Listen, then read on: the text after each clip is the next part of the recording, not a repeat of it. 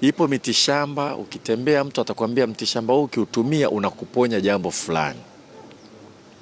Je, ni kweli unaponya? Na kama unaponya unatakiwa utumie kiasi gani? Ukizidisha una madhara gani?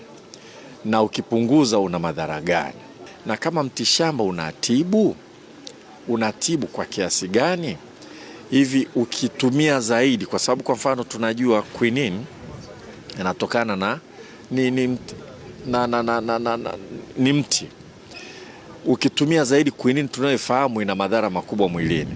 Je, ukitumia mti huo wenye quinine ukatumia sana hauna madhara mwilini? Sote tunaamini kwamba katika masuala haya ya elimu tiba, Tanzania kama nchi nyingine zote zinaweza kachangia sana katika maendeleo ya kupata tiba ambazo tunatumia rasilimali tulizonazo kama nchi nyingine zinazofanya. Kumekuwa na mwitikio mkubwa sana. Kama unajua sisi chuo chetu Muhimbili ni chuo kikongwe hapa Tanzania ambapo tunafanya mafunzo, tafiti pamoja na huduma za afya. Kwa kushirikiana na wadau wa maendeleo pamoja na marafiki zetu tumefanya tafiti mbalimbali. Kwa sasa siku ya leo ni siku ya sasa ya kuleta mawasilisho ya matokeo ya hizo tafiti, kuangalia ni maeneo gani ya vipaumbele, na hii tunaendana vile vile na sera za serikali. Sasa tunavyoenda kwa ile mpango wa serikali wa dira 2050, kwa zile vipaumbele ndio sisi tafiti zetu tunaangalia huko.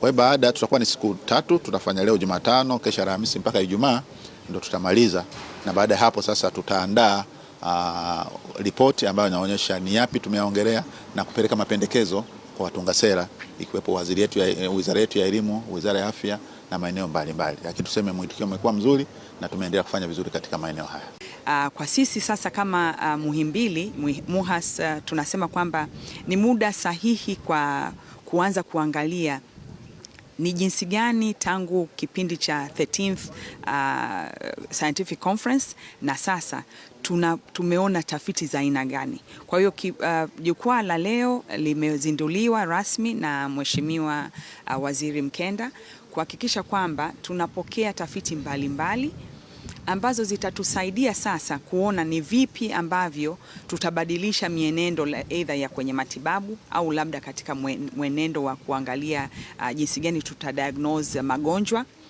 na muhimu zaidi tuone kwamba tuna rika mbalimbali. Sasa rika lile ambalo la wazoefu au tuseme rika la wazee waliosogea zaidi wenye uzoefu wanaoleta vipi zile tafiti zao katika kuhakikisha kwamba hatuachani na wale young ones ambao ni young scientists katika kuzipokea, ili tuwe na mwendelezo, tunasema kwamba tuwe na sustainability.